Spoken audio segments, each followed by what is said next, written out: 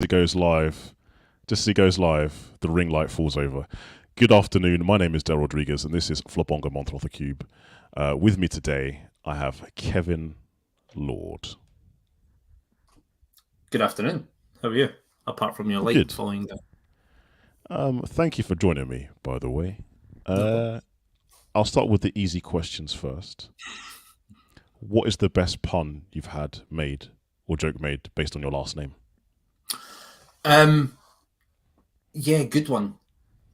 Naturally, when you were at school or you go somewhere important and there's a register, Lord, you know how they put the surname first, so it's like Lord Kevin. So you a lot of people are like, oh Lord, like, and they don't equate that it is your surname. But Lordy Lord was always Lordy Lordy. Lord have mercy upon my soul. All that, yeah. I went to a Catholic.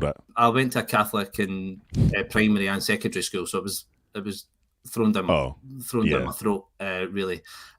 Interestingly enough, when I joined Free Agent, the team at Free Agent was very small, and in the accountant team, we had myself, we had a guy called Andy King that's still at Free Agent, and then Graham Knight. So in the small sales team, we had a Lord, a King, and a Knight. Nice.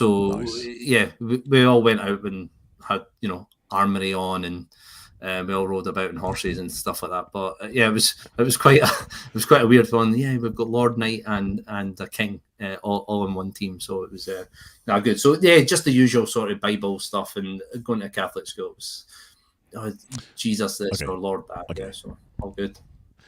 Let's go for a nice easy one, right? It's about who you are and what you do. So you're Kevin Lord, general manager of Firmcheck. What is Firmcheck? Firmcheck is a standalone AML software specifically for the UK accountancy market. So we are backed by a very well-known figure in the industry, Hamish Edwards, who is one of the original founders of Xero. Has spotted a gap in the market, if you like it, in the UK, and I'm sure we'll get onto it. But AML compliance is just an absolute pain in the backside task for all accounting firms. For the layman, what does AML stand for? I ask that because we get some non-accountants. As well. So it's anti-money laundering. All regulated businesses really in the UK have to go through some sort of AML legislation or obligations. We've all had the joys when opening a bank account and you need passport, driver license, proof of address. That's just a small part of it. Accountants in the UK need to go a bit further and do risk assessments on the business, risk assessments on the individuals, show that their firm as a whole have firm-wide risk assessments. Every individual staff member as well have to go through AML training so that they know what the law is, know what their obligations are, how to spot AML. And as digital offerings become more and more, digital bank accounts, you can go and get a loan, not just at your high street bank, not just relationships, financial crimes on the up, and therefore more focus on these AML regulations. So Firmcheck give you a really simple tool, not just to manage the onboarding of new clients, making sure that you've got their ID, you've done the risk assessments, but that ongoing compliance that accountants must do every 12 months, we build in a workflow process of that. And the accounting bodies, ICAW, ACCA, their number one findings are actually accountants are quite good at that first bit, the onboarding bit, but they're terrible at the annual review. So that's kind of where we fit in. Yeah. Okay, can I ask you another dumb question? Okay. I'm not trying to catch you out. Just trying to extract the knowledge. I'm not asking you how to do it, by the way, it's very important. But what is money laundering? Again, for the layman's term, like what is it? Like I know what it is, you know what it is, but like how would you explain it? So money laundering, when I first started my finance career back in banking, used to have that wash machine thing. And it was they still have that as well. Yeah, it's the same analogy. And it's the three layers, isn't it? It's placement, layering, and integration. So essentially, money laundering is the gathering of money, if you like, from wrongdoing, however that being, layering it, so putting it through different mechanisms, different bank accounts, different sort of financial structures, so that it cleans it, and that's the old washing machine thing, and then integrating that back into sort of normal society. So taking that bad money, which has now been washed through various systems, and then placing it into the normal sort of economy, if you like. Perhaps at a lower amount, but at least it's clean. No, that's the same explanation I had. And I think it also comes from the idea that laundromats also used to be cash-based businesses, so you could take dirty or stolen money, purchase something, get change back, which is clean money, and then use that in society. Whereas dirty money is usually marked notes and stuff like that. So laundromats a good film/documentary on Netflix if anyone's interested in that. Seriously? Yeah. Okay. Yeah, really good. Are you much of a film buff or? No, so we were sort of speaking off air there. I've got 2 young kids, so any time that I have is, usually fall asleep when you put a film on. Or I said that to I'm trying to think what accountant Ariana last week about reading. I'm like, it takes me about 3 months to read a book because I read 2 pages and then fall asleep. I used to watch a lot of movies when I was younger. I tend to. I don't like blockbusters. I don't like sort of easy to watch films. Okay. I quite like watching films that have got a bit of a twist or some thinking. Yeah. So, but and I quite like real life films, like films based on true stories or things like that. See, when it comes to Avengers or Marvel or anything that I need to have some sort of imagination, I am boring when it comes to that.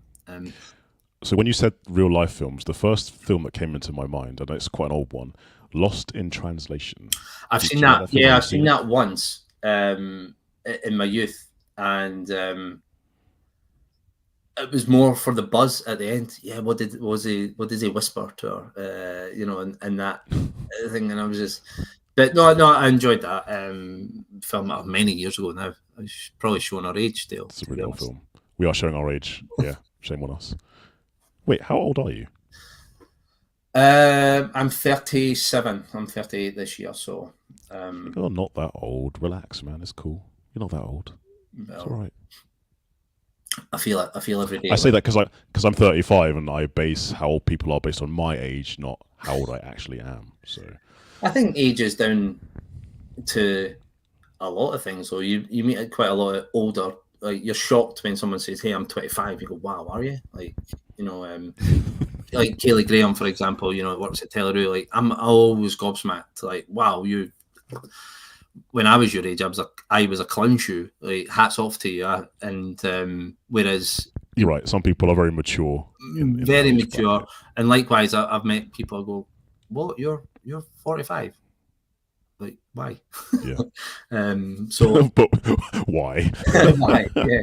And find that gobsmacked. But no, I'm 37. I feel every inch of it at the minute. So it's no, I'm not. So going back to the movies. Yeah. You mentioned you've got 2 kids. Do you mind if I mention their ages? Is that all right? Yeah. So you said they're 5 and 2. Yep. Harris is 5 and Anna Sophia is 2.5. As a parent myself of a small human, she's 4. What film phases have you been through so far? Because any parent will know that their kid at that age, especially that age, they'll want to watch a film over and over. It's like their favorite film. So what phases has Harrison been through? So naturally, Frozen. Frozen. My son got right into that and watched it all the time, and now my little girl's going through that stage. Toy Story, all the Toy Stories, we've been there, which is fine because Toy Story is brilliant. I think the weird thing is that my wife would put Toy Story on as when I'm working. I work from home, and I'm really lucky that I've been able to work from home when the kids are this age. But perhaps puts Toy Story on at say like 4:00. So when I finish work at 5 to go down to see the kids, I'm only seeing the end of Toy Story every day. So Toy Story 1, 2, 3, or 4.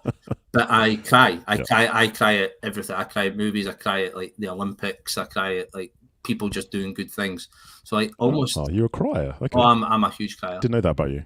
So yeah, that's Scottish guy. We're lovers, not fighters. But almost daily, I'm going down the stair and crying at the end of Toy Story 3, 4, and 5 because I'm only seeing the end as well, and it's just like, man, I saw this yesterday. Why am I still crying? So yeah, Toy Story, Frozen, definitely. A little bit of the Minions and Despicable Me, and at the minute, my son went to see Shrek, the stage show last week. So wow. Shrek 1 and Shrek 2 has been on every day for the last week. So yeah, that's her. But Frozen, definitely. And do you know what's funny? Not just movies. So you're quite right. When we were kids, we would probably watch movies all the time. But now the kids can work the Alexa.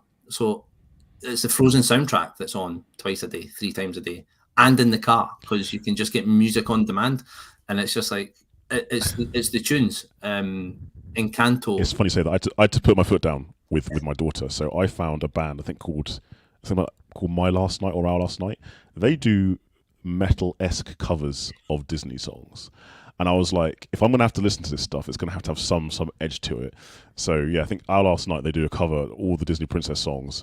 And it's just a little bit more interesting to listen to. I'm not going to lie. I'll get on that because Fallout Boy does one of the Frozen themes. Panic at the Disco. They do Into the Unknown. Into the Unknown. Yeah. And again, it's just a little bit edgier. It's got a little bit more, yeah. I recommend it.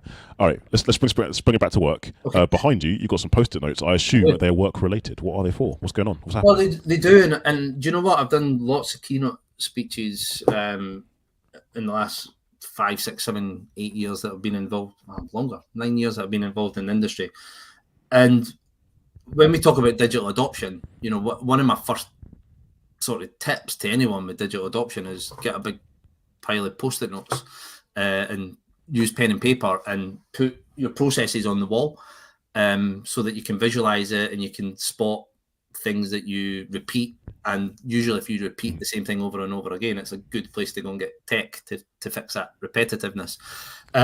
So yeah, Firmcheck, we only launched in September. So I said this to the guys last night, actually. I've actually had quite a lot of this on the wall for 3-4 months. I better start moving them about so people see that I'm actually doing some work. But essentially, it's like our client touch points at various stages, the content that we've got for each touch point, the sort of human part that we have, and then just see, right, well, we need this, we've got that now. What's missing? Where are the gaps? Where are the bottlenecks? So yeah, up there it's quite basic actually. It's just what are the different points that we might talk to a potential or existing client.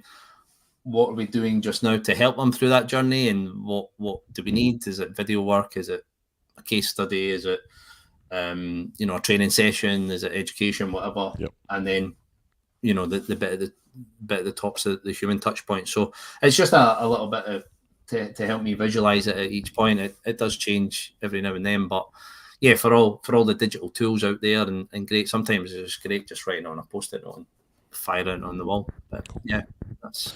I'm going to be nosy as well. Yeah. Because I like, when I do these, I like looking at people's rooms. Mine's very sparse because I'm in a meeting room at work. But what's going on behind you? There's a nice, kind of painting behind you, and then there's a few books in the bookcase. What's happening there? Is that something you've painted or someone painted for you? Or? No, it's actually a photograph that I took. We stay just in the hills outside Edinburgh. It was just a really good photograph that I took that we got put on a canvas, but my boy's just on the bottom left here. In a little sort of yellow sort of sailor's kind of jacket, but we got that put on a canvas. Just a picture of me and my missus there as well. So that's that, and yeah, some books actually. I use a Kindle quite a bit. I used to be on the road quite a lot, so throwing the Kindle into the laptop bag was always easier than lugging a book about. But you get books for your birthday and Christmases quite a bit, but it's I'm quite boring. It's mostly business books, to be honest. There's no shame in that. Always trying to up your game. When you're reading for pleasure, I know you said you don't get to do that much because of the kids, but when you do read for pleasure, do you have a particular genre that you like to read? So I've been quite. It's not boring. It's just interesting. Again, real life stuff. So I enjoy quite a lot of business books or Daniel Pink books at the minute. So Daniel Pink Drive, all about motivation. He does a good selling book. He does a good sort of relationship building book. Sort of personal development books I really like. I've been, we've told ourselves off air not to go deep, but I quite like a lot of Jeremy Bowen books. The guy, the war correspondent from the BBC. I read a book about the Arab Spring. I quite like real life stuff. But if I do dip into the sort of fiction area, I'll probably go to sort of spy thrillers, that kind of thing, or murder mysteries. But probably, I'm intrigued. What is it about the real life stuff that draws you in? Because the reason why I ask this, I'm the complete opposite. I like reading, but it's usually fantasy, to be honest. And for me, it's escape. But you're saying you like real life stuff. So what's the appeal? What's the drive? I think, again, I'll go back to probably a real lack of imagination. So when I was younger, I was a very sporty. Even when, going back to playing PlayStation or anything like that, it was usually sport games that I had. It was never like Call of Duty or shooter games or action adventure games. Yeah. It was never that. It was very just sort of like, here's a ball, kick it. Here's a golf ball, hit it, kind of person. So creatively, I'm not brilliant at, and I don't dedicate much time to it. I think the real life stuff is I've just got like probably quite a fascination with history or events. You can always sort of learn things. I always think it's quite.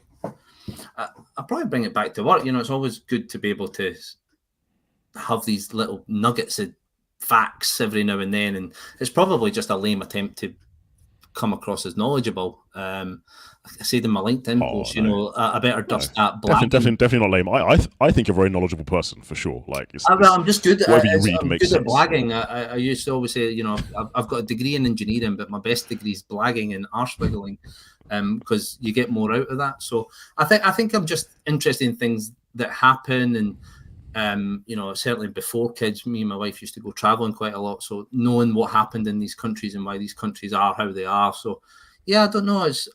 It's probably down to the fact that I'm pretty lazy to use my own imagination to picture these worlds that actually, if I'm reading about the Arab Spring, I've seen it on telly. So I know exactly what's going on and the people that they're talking about.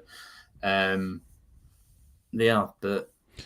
I do that. I am trying to read novels more, to be honest. Like, I am aware that I'm like, real life stuff's usually pretty depressing when you're reading about it.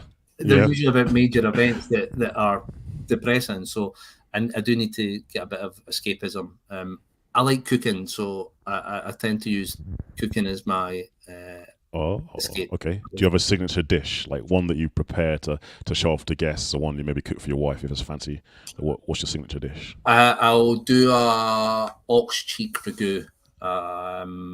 Really, that sounds delicious. I mean, any Italian food's always, you're 90% there if it's got pasta in it. So, it's an easy win, easy one to win hearts with. But no, I like that because you cook it all day, and you add touches to it here and there.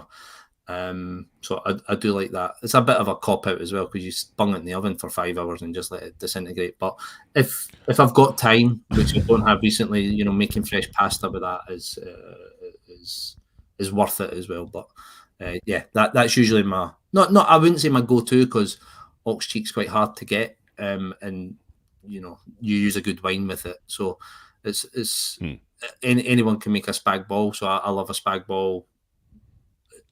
As well, but you can't go wrong with spaghetti bolognese. You can't. No, you can't. We've started to cook Asian food again now that kids are a bit older and they can tolerate a little bit of spice. We started to do that. So I made a ramen last weekend, and that was really nice as well. Oh, nice. No, you can't go wrong with a slow cooked ragu and fresh pasta. Going back a step, you mentioned your degrees in engineering. Yeah. So how is it you've come into the world of fintech? That seems quite different, because a lot of people do engineering, go into engineering, and depending on what type it is, they build bridges or buildings or. It was a bit of a funny one, Dale, to be honest. I completed mechanical and offshore engineering up in Aberdeen with the idea of going onto the oil rigs because money, basically. Yep. And when I was up there, really enjoyed it, but I didn't enjoy the atmosphere really. I went in, so I had a summer job, which was unbelievable. I was like the best paid student in the UK, probably. It was just like you were on oil rig money, but paying no tax. It was fantastic. And I thought, I could get into this absolutely. But in the office, something like 95% of us in the office were guys. Almost every guy was divorced. Like they all had families everywhere. Not just because there's a bigger. Is that by the nature of the work? Because I know off like being on an oil rig is usually sometimes you're several months at sea, right? You're like 2 weeks on, 2 weeks off, 3 weeks on, 3 weeks off, and actually the 3 weeks on shore was like big blowouts. Like the amount of partying, the amount of drinking, a lot of drug abuse, a lot of gambling, and I was just like, oof, like this is a bit heavy, and I started to get doubts, and then I was still in the industry, and I actually failed a medical to go and work on the rigs. I had an eye issue. I had a detached retina when I was 11-year-old, and I'm slightly blind out the corner of my eye, and I failed the medical to go out there. Your medical certificate comes from Geneva, and any slight thing that you've got there, you're just a no-go. And I actually specialized in offshore engineering, so I was just like, oh my god, like the thing I specialized on I can't do. I can't do, yeah. And it's quite reassuring, you can't fart on an oil rig without someone knowing the chemical makeup of that, and it's quite reassuring how safe it is. But so it was one of them. I got into banking. I had to come home and just get a job as soon as I can. Went into banking, hated that, absolutely hated that. Me and my wife went traveling around Asia, came back, got the first job I could get. Again, blagged my way into free agent with the idea of these guys are going to sack me in 3 to 6 months, but I'll make enough money to go away traveling again. And actually, I knew within 3 to 4 weeks, oh my god, I love this. I love the job. I love the industry. I love what we're doing. And fast forward 9-8 years at free agent, house, kids, dog, progression. So yeah, I kind of fell into it to be honest, but I knew right away that software, but being in the accounting world, my job at the bank was dealing with accountants and dealing with small businesses and lending, and I was part of the team that started up TSB Business Bank, and there was a lot of audit there because we were a new bank. Yep. We used to have to do 5-6 pages of again AML checks, but business checks. Used to have to get 2 years of financial statements just to approve a £500 overdraft.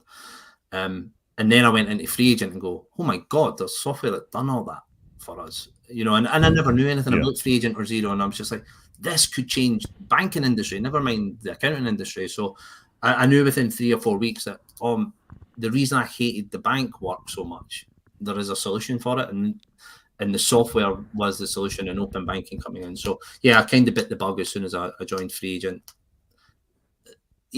As a culture, how they treated their staff, how we were treated as individuals, the development, the teamwork, the industry, all that kind of thing. So it bit me very early, and I thought, yeah, I'm in this, and here I am, sort of 10, 11 years later.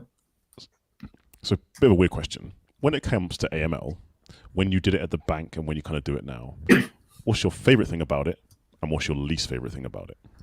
So past and present.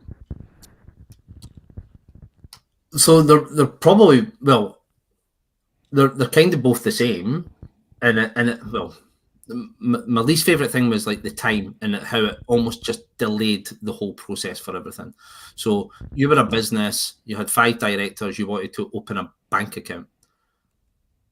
Back in the day, that took like 5 days, because I'm opening the bank account and I've got my passport and my proof of address in front of me, but I don't have the other 5 guys. Right? Okay, so process stops dead. While I go and get that, and then you have to fight these guys. Listen, I just need your passport. Give me it. Then you need to take it to the bank. Then you need to get it certified. Then there was like, okay, now let me ask all these questions about you. All right, where do you live? How much money do you make? What do you spend on pants every 6 months? Like whatever that was, like very intrusive questions to build a picture that KYC, I know that customer, I know that client. You know, what are your hobbies? Where do you go on holidays? Right, now I've done you. What about director 1 or 2? I think fast forward to where we are now, 11 years later, that process of gathering that IDs, we're all used to sort of scanning our passports now, taking selfies, verify. It's a lot quicker. It's a lot more smoother because the digital tools allow us to just collate that quicker. Do I need to now ask you, Dale, how much you spend on pants? No. Because of open banking, I can probably dip in and see your transactions. I can get trends to do that. Probably an extreme example. The reason why I'm looking away is I'm trying to think how much money do I actually spend on pants. Well, you're a bloke like me. I don't think I do, to be honest. No, you get your pants at Christmas like I do, like because you're a bloke. Yes, and socks, socks and underwear, right? Yeah. But the technology's now making those decisions quicker and slicker, if you allow it to, and if the process is allowed to. So yeah, the frustration there was definitely open a bank account would take 2-3 weeks while we go through our KYC and ID checks. You can open a Monzo or a Starling bank account in seconds now, just using your phone. You know, in the space of you're probably talking 15, 20 years almost since I started banking, 15 years. The pain points are still the time, absolutely, but how you get through that time and how you manage it is much better. Okay. Another question. How to phrase this? What is the biggest misconception you come across when you're talking to accountants and clients of accountants with regards to AML? Like, is there a common theme where people don't understand what it is, or they don't like it, or like what's the common thing? I would say, so for a start, clients will think, what's the point? Like, this is just a pain in the backside. Like, why you like the first attitude is probably suspicion. Like, you know me, you don't need to do this, or what, or why are you checking on me? And I get that. That's fine. Ultimately, it's the accountant's legal obligation to do that. The accountants, what they're getting wrong is they don't understand fully what compliance is, what their obligations are, and they're pretty poorly educated on it, if I can be blunt. I speak to lots of accountants that say, "Hey, be blunt. I've got Dale's passport and I verify it every year," and you go, "Well, why? Like that's not AML making sure that Dale's passport is still in date. If Dale was going to fake his ID with you, he was going to do it the first time he met you. He's not going to fake his ID 3 years down the line. So just because you make sure that you verified his ID every year does not make you AML compliant, does not make you fit in the rules.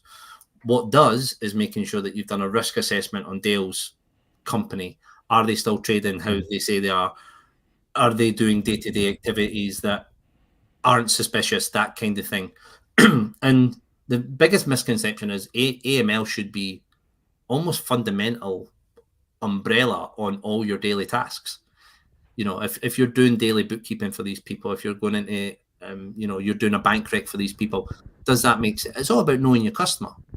And if you know your customer well, actually, you can give them brilliant service. So if you have a umbrella view of your customer of, do I know these people as well as I should, then you'll meet your AML compliance. But not only that, you'll give them a better service. You can recommend better tools. You can really get involved in their business from a tactical level and give better service there. So I think a lot of people, quite rightly at the minute, it's not a fee earning task, AML at all, and it's quite time consuming, but it doesn't have to be. It's quite a time consuming job because they probably do it once a year and it's like a tick box and, oh my God, what am I doing? And we better get ID in. Whereas in actual fact, if AML is just a continuous mindset of, is Dale who he says he is, are they doing the kind of stuff that I want them to be doing? What are they doing? then actually I can recommend different tools, and you're still doing AML there. So to me, the biggest misconception is AML is this pain in the backside thing that adds no value. When in actual fact, if you use it as your fundamental thing of your practice of knowing your customer, then it should be the main value in your practice, totally. But that's a very salesman's I like the way you explain that. No, I like the way you explain that, especially if you're doing, like, say, daily or weekly bookkeeping, like you say, knowing your client. Where has that money gone? And is there a transaction that just seems completely out of the ordinary? If they suddenly spend a 20 grand transfer to the Philippines, you'd be like, that's weird. That's weird. I'll ask you another question. Where would I? Sorry.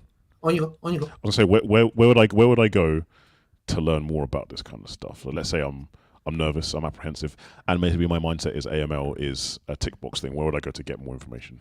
So there's, like I say, education is a gap, but it's also an obligation. So you guys that work in practice, a bit like when we worked in corporate, you had to do that course every year that taught you how to lift a box.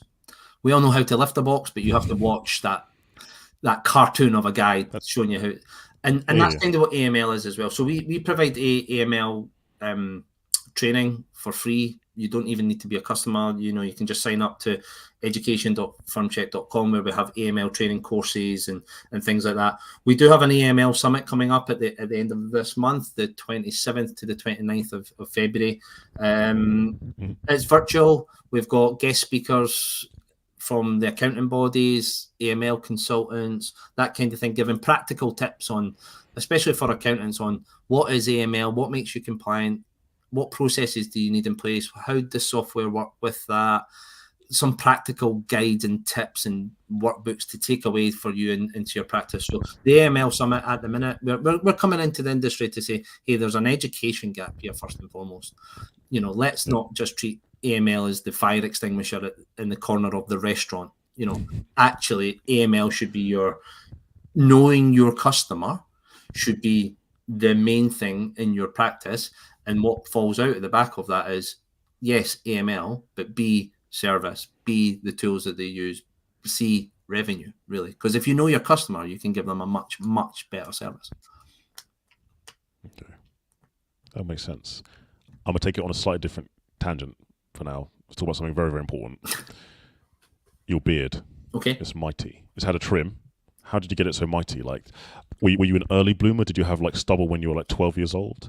Or was it several years worth of growth and attention? So it really depends how deep you want to get in this. Because it's quite fun. Super deep. Okay. Super deep. So I don't know if anyone's got a Kindle Fire Stick, but we've got ours for the screensaver to use our Amazon photos. So all our photos that we take on our phones backed out to Amazon, then it comes on. So actually, there's photos of me going back years and years and years, and I've got this sort of bum fluff beard and things like that. But I've actually only been, it's my 10-year wedding anniversary this year. I've been with my wife 15 years. I've been clean cut twice since meeting her. So a bit of it's just, I've always had it. If you want to get super, super, super deep, you'll see some marks on my head. So I've got I've got chronic psoriasis. Due to an immune system that produces too many red blood cells that dries your skin out. And I take medication for it. It's kind of under control. But every now and then I get it on my face, and the beard kind of hides it a little bit. So I'm a little bit of a self-conscious that, hey, if I shave that off, I might have a red mark here or there. I've got a little one on my forehead there just now. But no, I've just always, twice in 15, 16 years, I've been clean cut. So it's that. But yeah, looking at the old photos, it was quite wispy and quite brown. I think just with age, it started to get darker and fuller. But no, I wasn't a late bloomer. This is 15 years of letting it grow out, to be honest. Okay, thank you for being vulnerable and sharing with me. And the reason why I ask, it's one of my things, to be honest. Like, it's taking me ages to grow this bad boy out. Like, I didn't have any facial hair until I was like 25, kid you not. And then it came through and it was just like a couple of wisps. It's a lot of time and energy. And if I do shave it, it takes me months to grow back. No, I'm quite good. So like you say, I've trimmed it now and I'll come back fairly decent. One of the ironic things is the medication that was on before had two side effects. One of them, it would get rid of body hair, so anything's kind of from the neck down. But it would also change the pigmentation of my hair, so it would stop it going grey. No way. So my wife was furious because I had smooth legs and dark hair. Furious, mate, absolutely furious. I have since she was just like, I would have dry skin for smooth legs and dark hair. I say that quietly because she's next door. But I've changed medication, which it's not like this is recorded on the internet for time immemorial either. So I've changed medication slightly. So it's now coming in kind of salt and peppery. So if I do grow, so that's why it's actually shorter than it has been, because I changed medication about 3 months ago, and now it goes a bit grey. And going back to age, I'll look about 49 rather than 37. So the shorter I keep it, the less grey it looks. But yeah, that's okay. Yeah, that's the reason why. Yeah. I mean, I'm hiding the grey hairs with the microphone. Like, there's not tons, but there's a couple like in this. That's what I mean. As soon as it's longer, it's like, oh God, like let's get that short. I don't know if it happens to you, but the grey hairs, like, they are like, my beard hair is usually quite curly, but for some reason the grey hairs are super straight, and they're just like and hard, like steel. Yeah, like they're thicker than the regular hairs. Yeah, what's that about? And it doesn't make any sense because I don't have any grey hairs on my head, and I've had this hair a lot longer. And that was my dad's a bit of a silver fox. My dad's been grey since he was like early 20s. So that was always the fear that I would go like electric grey. So I'm the same. I don't have grey hair, kind of down to the medication, but also the beard seems to be the first thing that's went grey. But let's be honest though, you'd rather go grey than bald, right? 100%. Right, like you can ask any man that question. It's like, nah, I'd rather have terrible grey hair than no hair whatsoever. 100%. And God, I'm going deep and I'm insulting quite a lot of people. So I hope my wife doesn't watch this. I hope my brother doesn't watch this, because my brother's going bald, sorry, and I'm not. So yeah, it's always a one. Are they on LinkedIn? I'll just send him a little DM. This is what Kev said about you. He is, yes. He works in the industry as well, so like he would definitely see it there. So fantastic. Oh, look at that little merch there as well. Little Dext water bottle. I have no allegiance to Dex either. Do you know what it was? I was speaking to someone that I used to work with at Free Agent, who's now at Dex, at Accountex North, and I think I was talking to them too long, and someone just came up and gave me a swag bag, and it was obvious to get rid of me. But swag, little Dex thing. I was like, oh, this is a high value swag bag. You must really want rid of me. So, yeah, it's just there. Okay, another work-related question for you as well. I realise. So you've been in the fintech space for quite a while. You mentioned like 9-10 years. What's the biggest change that you've seen?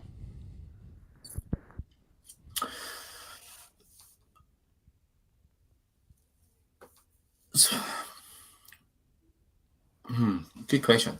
And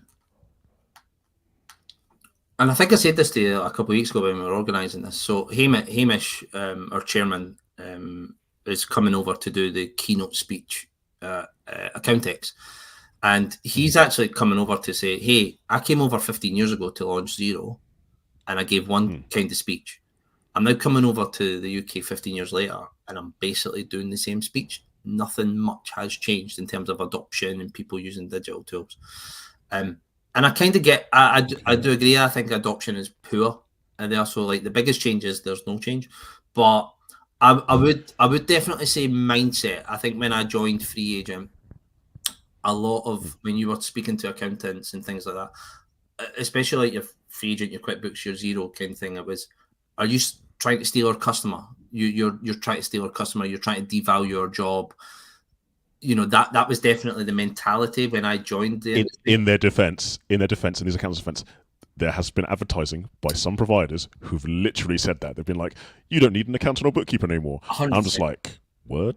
Word? That's what you're going with? You're going with that? 100%, and I think we all know who that vendor is.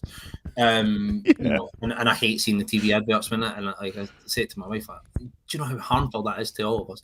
But actually, when you do talk to accountants, they're not that at all anymore. Like I think we in the industry, like we're just a tool, right? That's all we are. And if I can be blunt, Xero, QuickBooks, Free Agent, whatever, they're just spreadsheets. That's all they are. There's not much in it. There's preference, and there's customer support, and there's what you're trained on. But ultimately, they do the same job. Yeah, they're data. They're spreadsheets. Now, what to do with that data? Posting transactions to the right place, wrong place. You know, getting actual quality advice still needs an expert there. And if I can be blunt, Firmcheck's just a database. That's all it is. It's just a place of information. You know, but can we make that life easier? So I think the biggest change has probably been the awareness. I think the other change has been the amount of. I think accountant used to be, and I know you work in quite a big firm, but it used to be you come out of university, you go into an accountancy practice, and you stay there for 20, 30 years, and you maybe become a partner. Mm-hmm. I think the change there's a lot of the younger people or ambitious or entrepreneurial people go. The barriers of entry is a lot smaller now. I don't need a marketing team. I need a Twitter or a Facebook or a LinkedIn account. I don't need a 15, 30 grand Sage Iris contract that ties me in for 3-4 years. I need a pay-as-you-go, Xero, Dext, Firmcheck, Free Agent, whatever that is. I don't need a local connection with my NatWest RBS. I'll just open a Starling Business Bank account, that kind of thing. So the barriers of entry have been quite low, and you've seen these brilliant accountants come in, start afresh with no baggage, their own processes, they've niched their client base and grown their own business to a real success, and almost living their own life how they want it. No, I don't want 3,000 clients. I want 50 clients that work with me and give me the lifestyle I want. Yep. So that's probably been, outside the vendor world, trying to think. The industry. Smooth Accounting, Gravitate, Golding, Alex, like these people, Will Farnell, Alex Falcon that works with us, and I got to work really closely with her on our launch and her lifestyle that she has, and she's like, no, I have 50 software clients and it lets me go around the world and fantastic. And then you've got, Francesca that's just building her account, and Jerry with Smooth, like you say, and Will Farnell and all these people, Carl Reader, they're sort of like, there's that space to really influence, but grow the businesses that they want to work in and work with the clients that they want to work with. So I think that's been the biggest sort of change that I've seen is people aren't the same age as me, and use my brother that's 5 years younger than me, or like they've not got the money anymore to buy into a practice to become a partner. It's so much harder for us to buy a house. All their savings are going into maybe buying a house. So actually, there's no interest in them becoming a partner in a bigger firm anymore. But give them the opportunity to start by themselves and build their own business and practice with not the barriers that were there before. A lot of them are taking that option, and fair play to them. Great. That's very insightful. Okay, I've got maybe one or two more questions, and the next question is going to be a mean one, so I need you to come closer. Like just a little closer. Come closer. Come closer. Yeah. All right.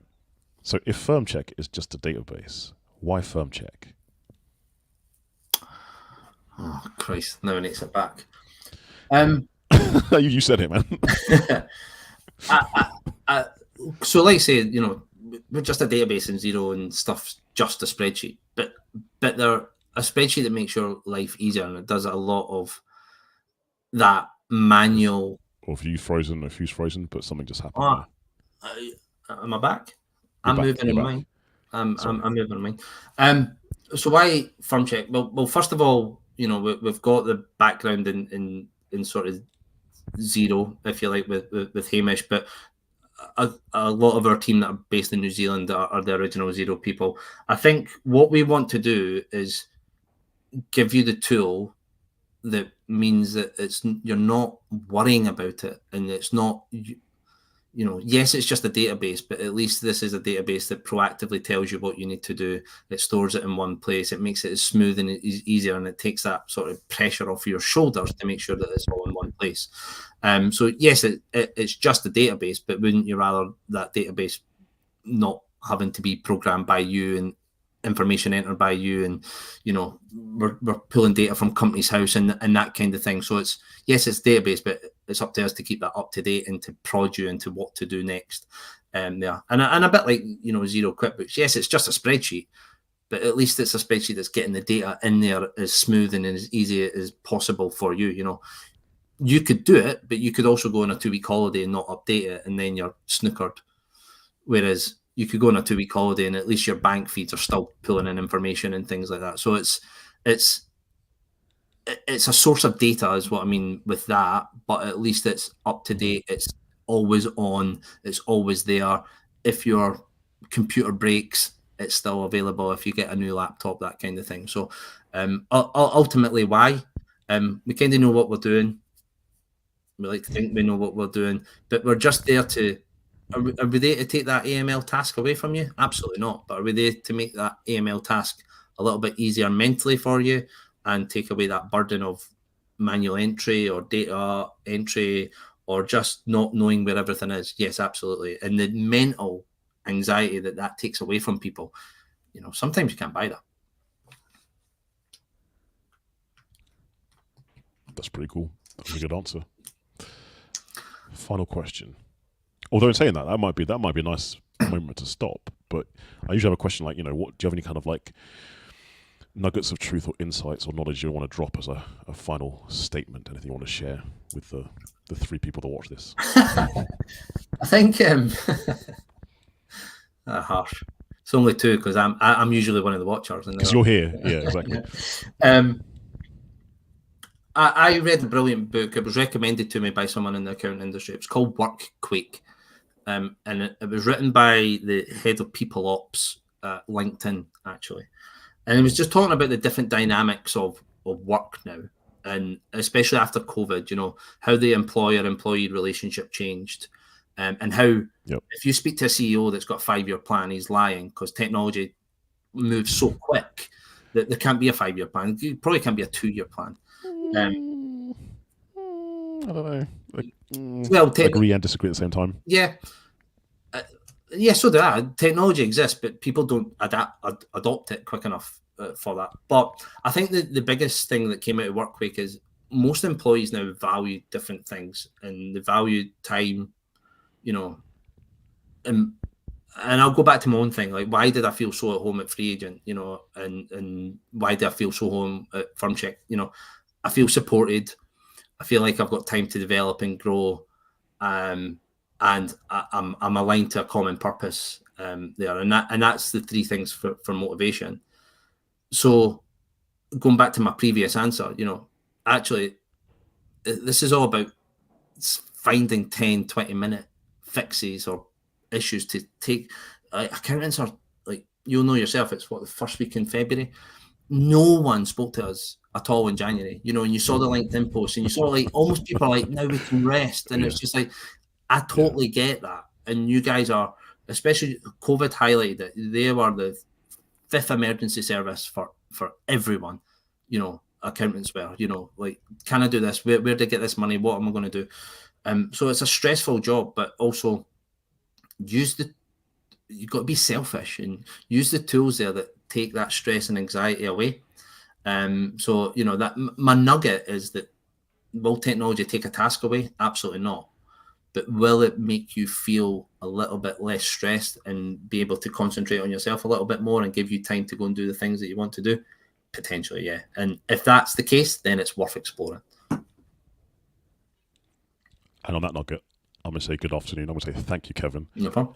for joining me. That was awesome. I'm going to hit end stream. Let's smile for a little bit and then roll out.